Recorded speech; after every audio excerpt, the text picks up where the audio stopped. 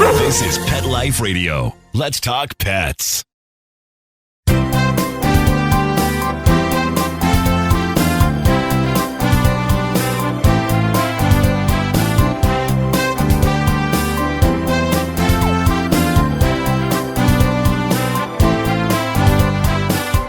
And good morning, good afternoon, whatever the case may be, wherever we're sitting right this very minute. I'm here in Southern California at 9 a.m. Here live with Dr. Jeff Weber, host for the next 30 minutes here on Pet Life Radio's Ask the Vets with Dr. Jeff. We are here for you. We're here for your pets. The advice is free. The conversation is free. No excuse not to join us. You can reach me a couple of ways.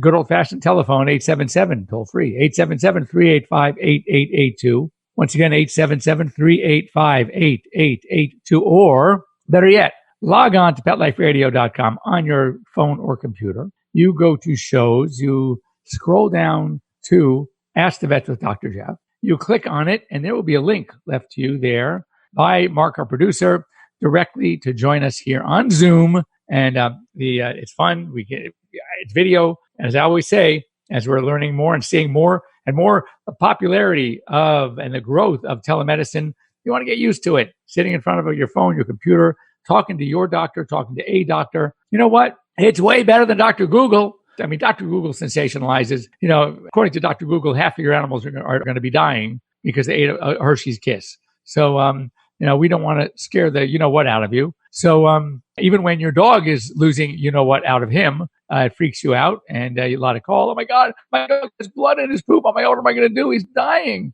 No, he's not dying. So anyway, give us a call. We'll talk about it. And so find your telemedicine platform that you like. It's great. And this is the best way to practice right here on Pet Life Radio's Ask the Vets with Dr. Jeff. So as you know, it's interesting. I always have something I wanted to talk about. And now, for some reason, because of Zoom, because of the pandemic, which is great, I'm seeing a lot of new puppies and kittens, which is so cool because people are at home. They're left alone. They're going nuts. And their kids are staying away from them because they're driving them nuts. So then now they're getting pets so they could drive somebody else nuts. So anyway, it's great. Pets, like one of the stories is about how the relief that pets give. But anyway, just so happens that the subject I wanted to talk to you about today was the very first warning, and that is a 10-year study coming out of my alma mater, University of California at Davis, #1 vet school in the world, just so happens, linking dog breeds, sex, and age to risks of spay-neuter. So we're going to talk about that. That's a heck of a subject. And things are changing. I mean, my recommendations from even 10 years ago are already different and way different than they were 30 years ago. So they say that every 5 years, half of what we knew to be gospel is now obsolete. So things change. And hey, even with what we're knowing about COVID-19, I just read an article again about the hydroxychloroquine. And oh my God, it was a savior. Now they're saying it's a waste. It does nothing. So anyway, this is how fast things change. So we're going to skip to number 2. That is new diets, GI, gastrointestinal disease. 80% of dogs with lymphocytic plasmacytic enteritis, which is a inflammatory bowel condition, IBD. It's the main one. There's also eosinophilic. There are different types of cells that cause inflammation within the GI tract. But lymphocytic plasmacytic is probably one of the most common. They find that hydrolyzed protein diets, and here's interesting, mixed protein diets seem to help. And what they're getting from this is that it's not the protein then. So what is it? It's the non-protein ingredients in foods that could be causing this allergy. Because when they're using other proteins, there does not seem to be the same incidence of these allergies, of these problems in the GI tract. So, we used to think, well, it must be a particular kind of protein that could be causing it. And now we're learning that it may not be. So that's interesting. So it's beautiful weather out there, at least lots of parts of the country. And now we know that we want to get out and, from the sitting around on our behinds, not only because of winter, but because of COVID, that there are a lot of you that are trying to get out and spend a little time, take advantage of our nice weather and get your pets out there exercising. So one of the big warnings we have right now because of the heat, and I mean, we just had a little mini heat wave here in LA. Again, for LA, it's all relative. In Palm Springs, it was 110, 112, and very dry heat. That's one benefit we have out here is that it is dry heat, not like muggy like back east, or certainly like in the southeast, where you have a 85, 90% humidity, and it's not even raining and you're getting wet. So here in LA, we have a lot of dry heat, which is great, but it gets hot. So you want to get out. You want to try to exercise your pets. You're being careful, wearing masks. You're going places where not a lot of other people are going. However, you still got to be careful about heat stroke. And so what to look for. So first of all, when the dogs start panting excessively, salivating excessively, and literally start slowing down, like your dog, you know the pace they can do. You know how they keep up with you. When they literally and they're really having a tough time. Check their tongues. If their tongues start to get like a deeper blue or like a purplish color, clear signs of heat stroke. So what you want to do immediately is stop, get into shade, give them some water. And if they don't stop, you need to get them for help immediately. I've had dogs come in with heat stroke, temperatures above 106 degrees. They cannot sustain that for very long. It will just start shutting down the organs. So that's way too hot. So remember, when dogs, the normal temperature, just so you know, and if you do hiking a lot, it would be a really good idea to carry a thermometer with you. And you can get one of those digital thermometers. They're very effective. They're rectal or oral. Obviously, with your dog, you're going to go rectal. You should learn how to do it, how to take a temperature. It is very, very important. And so the normal temperature for a dog is 100.5 up to 102.5. Now, again, if you're out hiking, if I got up to 103, but everything else is normal, I'm not worried. But if it starts creeping above 103.5 or 103.5 or greater, you need to really take note.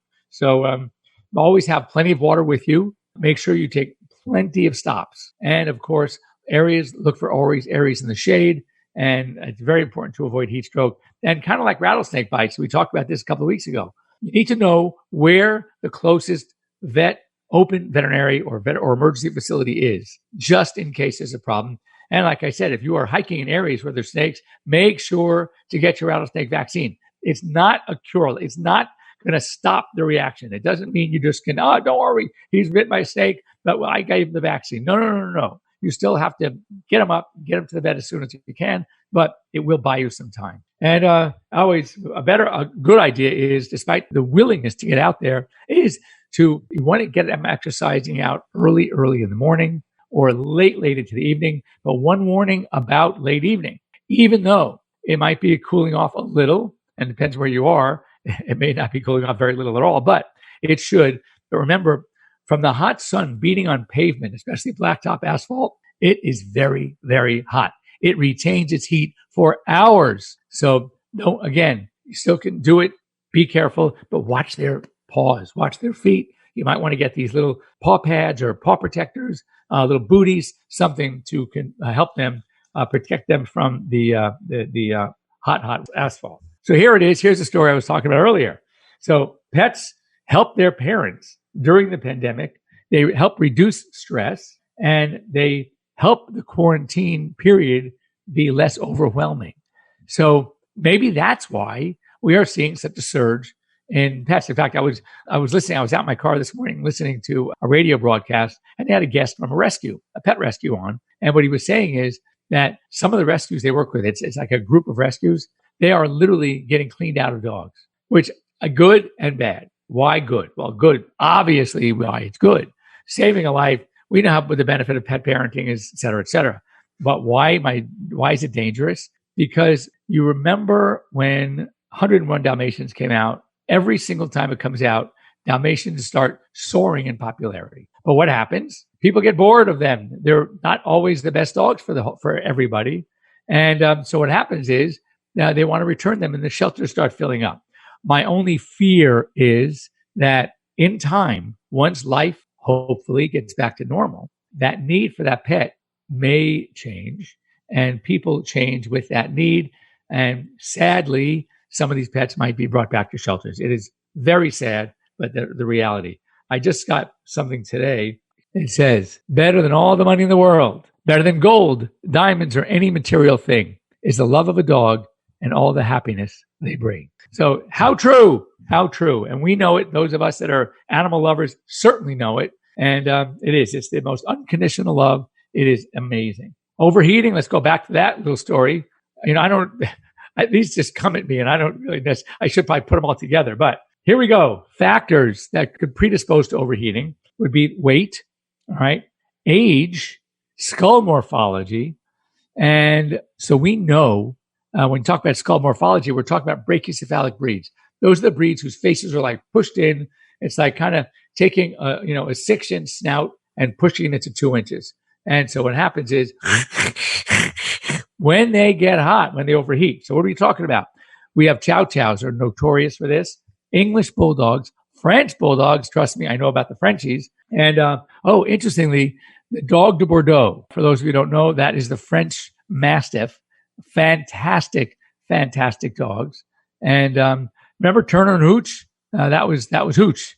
Was one of these. They're amazing dogs. Anyway, also interesting. Here's a dog that doesn't fit the mold at all, but are prone to overheating, and that's the Greyhound.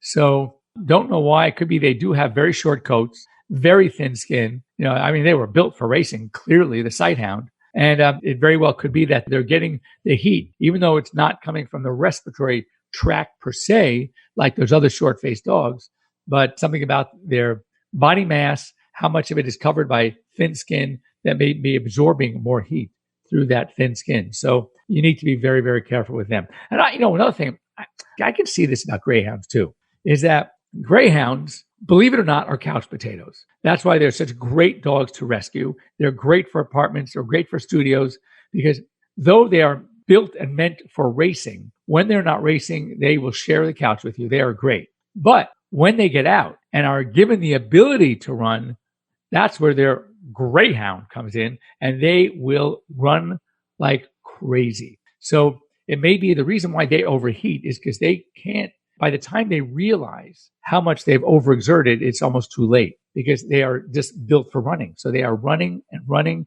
nonstop. And then all of a sudden it hits, and it hits hard and fast. So that probably could be one of the reasons why we see Greyhounds. Another thing to do with heat. We all know this particular product is very, very popular in cold weather as well, but it's also pretty popular in hot weather. And the name is misleading because we call it antifreeze, but it's also anti-overheating. And as I say, antifreeze acts to regulate the temperature, whatever that temperature is. It is going to protect carburetors from freezing, but it also protects them from boiling over.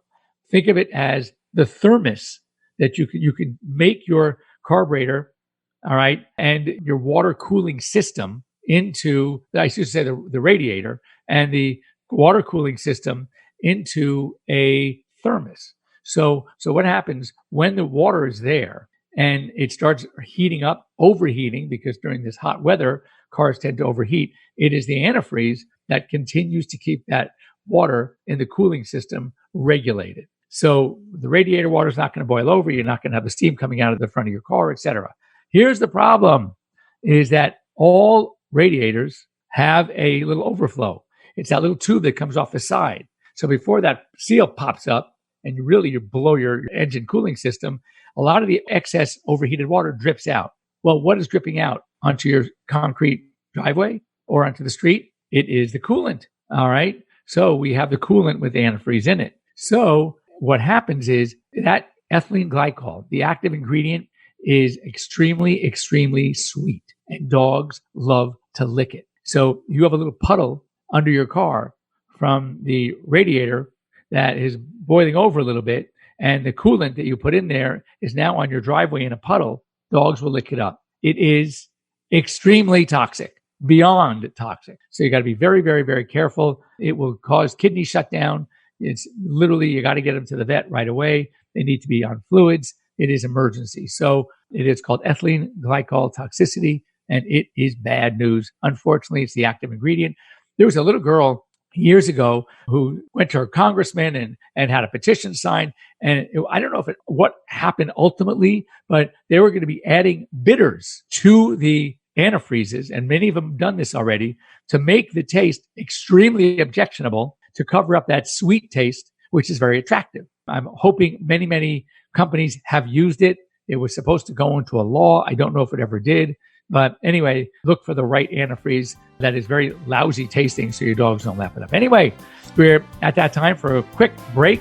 Don't go away. When we come back, we're going to talk about spay and neuter. Very, very important, but how the rules are changing. We'll be back in a few minutes after these short words.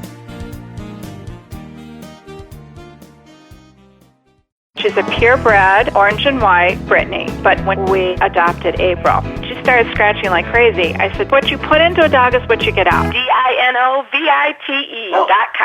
So we had a huge scoop of Dinovite in her bowl. She licked it clean. She loved it. Her coat is now soft. It's silky. Dinovite is nutrition. You get some Dinovite, how happy your dog will be. On Dinovite, she's Little Miss Hollywood. DINOVITE.com.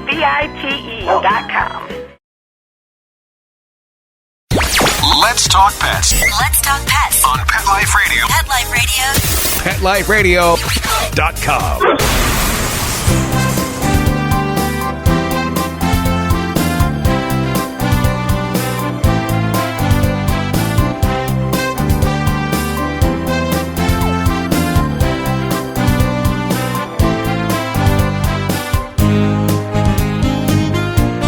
And welcome back. You're here live with Dr. Jeff Werber. You're here host on Ask the Vets with Dr. Jeff.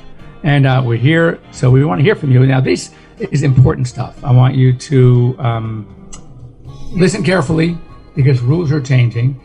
And this can have an impact and effect on your dogs. And I'm happy to discuss this or send paperwork, support if your veterinarians don't agree with this or haven't seen it, which is very likely.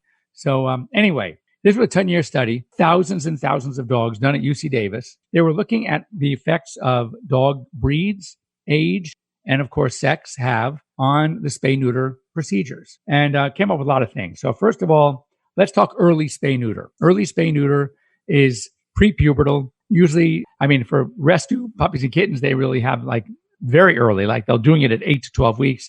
I never like that. I understand why they need to do it.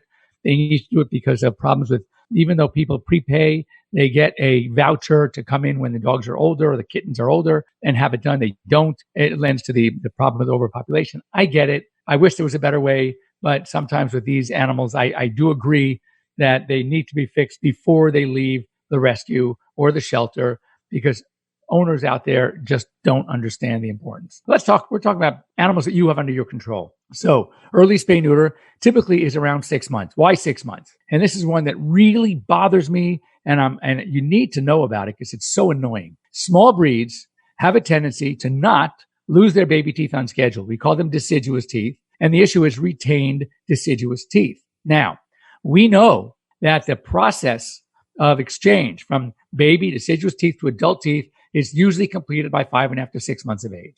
Now, so that means you won't know before that if a particular deciduous tooth is going to be retained. It's going to stay in there and not fall out or be pushed out by the adult tooth that is erupting through the gum. Okay? Understood. They go ahead and spay the dog. They talk you into it or neuter at 5 months. You still got the fangs that are still waiting because they haven't started yet. And all of a sudden, you notice at 8 months, when you go in for one of your checks, that you have 2 teeth. You got the adult and the baby. The baby never fell out. Well, how do you get the baby tooth out? It's not good to leave it in there. What do you have to do? You got to anesthetize and pull the tooth. Now you're going to anesthetize a young dog twice in 2-3 months? No. Do not let your vet or anybody spay or neuter until all the adult teeth are in, period. That way you'll know then that if there are also baby teeth still in because they didn't fall out on their own, then you would extract them at the same time as the spay neuter. When I see an adult dog come in, already spayed and neutered, and I look at the teeth and see retained teeth, I go nuts because that means I have to do a second procedure.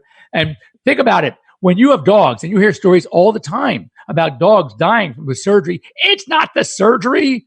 The dog's not going to die because a tooth was pulled. It's the anesthesia. The dogs aren't going to bleed out from a spay. If it happens, it's so rare. No, it's the anesthesia. When they are going, it's because the anesthesia. It's not because of the procedure itself. So therefore, you have to understand. Do I sound like I'm hyped up about it? Yeah, because I see it way too often. And it just, quite frankly, pisses me off. So don't let anybody spay or neuter your dog before all the adult teeth are in. Now, having said that, 6 months, 7 months, it's fine. As long as the adult teeth are in and ready to go, we still consider that prepubertal early spay neuter. And so small breeds appears to be not an issue. Whether you're looking at joint disease, we're looking at cancers, we're looking at organ dysfunctions, and there seems to be no statistical difference between waiting until they were a year, doing it at 6 months, as long as all the adult teeth are in. So with small breeds, you're pretty much off the hook. And interestingly, with these two giant breeds, there appeared to be no difference. Great Dane and Irish Wolfhound. We're talking giant here. The Irish Wolfhound is the tallest dog on the planet. So these are big dogs. And for whatever reason, genetically, they seem to be no difference whether they are prepubertally, meaning you do them when they're 6, 7, 8 months, or you wait till a year and a half. And that's important because when we get to the other dogs, it makes a huge difference. All right. So with most small breeds, there's no increase in cancer risk. However, well, by the way, the overall cancer risk in the smaller breeds is usually a little lower anyway, especially bone cancer. But interestingly here, Boston Terriers and Shih Tzus have a significant increase in cancers with neutering in general, but especially early neutering. So there you go. If you have a Boston Terrier or you have a Shih Tzu, do not let your dog be neutered or spayed until they're at least a year plus of age. Females, you want to wait maybe a year, 13 months, because that second heat is going to come around 14 months, and you ideally do not want them to have their second heat, but you absolutely want them to have the first heat. And there are other papers out there supporting the possibility that even with small breeds, the risk of urinary incontinence as an older dog might be greater if they were prepubertally spayed or neutered. We're talking about females here. So therefore, you might want to wait till before their second heat. My personal opinion is I like to wait till they're about 11 to 13 months of age. Now, on the bigger breeds, there's a lot of data to support waiting. And in one breed in particular, and this is a mind blow for many of you that have them, they are very, very popular. One of the most popular dogs in the United States. And out of the golden retrievers, that spaying or neutering at any age, that means any age, increases the risk of one or more cancers by threefold. So that means 3 times the significance, 3 times the number, the likelihood, incidence of cancer in a spayed or neutered golden retriever. Now, that's a game changer. So I actually did speak to what do they call it, a reproductive specialist gerontology. And she told me it was like an aging thing also, that had she known, she was a veterinarian, had she known, and she was a golden retriever enthusiast. I actually met her at a conference. She's been practicing for many, many years. And she said, had she known then, early in her career, what she knows now, she would have never spayed or neutered any of her golden retrievers. And that is a very powerful, bold statement. Yes, there are going to be incidents of pyometra. The pyometra incidence is low, less than 3%. So to worry about a very low incident condition in a female when you are there subjected to many more cancers on the other end and problems, you know what? You run the risk. And what do you do if they get a pyo? You spay them. You spay them later on. But it's a very low percentage. As far as other cancers, bone cancer, the original study, interestingly, was done on Rottweilers. That prepubertally spaying was indicated a 35% increased incidence in long bone cancer, and prepubertal neutering in a male, a 65% greater incidence. So what I took from that, they use Rotties as the model, but there are way more dogs than just Rottweilers, large breeds, that get bone cancer. So now my recommendation is for any large breed dog that the males you don't neuter till at least 18 months of age, a year and a half, or even 2. You still want to neuter them, except the golden retriever. Golden retriever is in a class by itself. And on the females, let them have their first heat. Let them hit about a year of age. And then you want to get them, spay them around 12 to 13 months before the second heat, typically around 14 months of age if they read the book. If their first heat is delayed, like maybe 8 or 9 months of age, most likely 7 months later, so will their second heat. You have maybe another month or 2 to think about it. But you do want to get them fixed, but you want to wait till later. So once again, to recap, small breeds, early neutering, good, and spaying, good for everybody except the Boston and Shih Tzu. For large breeds, no early spay neuter at all, except for 2 giant breeds that showed no difference whether they were early spayed or not. And that is the Irish Wolfhound and the Great Dane. So there you have it. So if you have any questions about this, you feel free to reach out to me. A lot of ways to get a hold of me. Dr. Jeff at PetLifeRadio.com. You can just get me, Jeff at airvet.com. That's telemedicine. And you should all be signing up on a telemedicine platform. If your vet is currently on one, find out which one, sign up. If not, sign up on AirVet. It is a 24/7 access to a real doctor. Instead of Dr. Google, instead of some online site, instead of an emergency clinic that is going to is going to cost you way more than your doctor would. And guess what? 80% of emergencies aren't. And if you had someone to talk to at 2 a.m, walked you through something, talked you through something, you go back to see your vet the next day or later on in the week, and it'll cost you way less, and you get to work with your own veterinarian, who I know you love very much. Anyway, that's all we have time for now. If you have any questions, anything you'd like to cover, feel free to get a hold of me. We will talk about it here online. Thanks for listening to us doing it. Please follow me on my Instagram at Dr. Jeff Werber. I guarantee one thing. You're going to see a lot, and I mean a lot, of cute puppies, kittens, dogs, cats, everything on my site, on my Instagram. I just love taking care of them, and I like to take pictures to share with you how much fun I have every single day. So we'll be here next week, same bat time, same bat channel. Have a great week, everybody. And thanks for joining me here on Pet Life Radio's Ask the Vets with Dr. Jeff. Bye. Let's Talk Pets, every week on demand, only on PetLifeRadio.com.